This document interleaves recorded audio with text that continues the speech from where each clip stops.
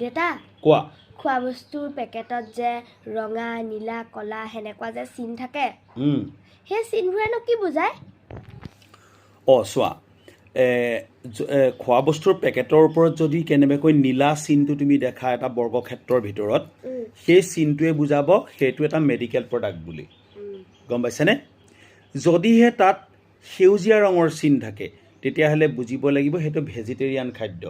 অৰ্থাৎ শাক পাচলি তেনেকুৱা বস্তুৰ পৰা বনোৱা খাদ্য হয় যদিহে তাত ৰঙা চিন থাকে তুমি লগে লগে বুজিব লাগিব যে সেই খাদ্যটো হ'ল মাংসাহাৰী অৰ্থাৎ নন ভেজ খাদ্য গম পাইছা যদিহে তাত হালধীয়া ৰং থাকে তুমি বুজিব লাগিব সেইটোত কণী বা ডিম ব্যৱহাৰ কৰা হৈছে আৰু যদিহে কেনেবাকৈ ক'লা ৰং ব্যৱহাৰ কৰে পেকেটটোত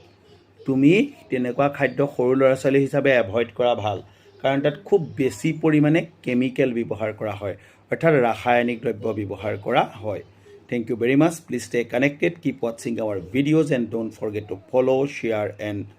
subscribe.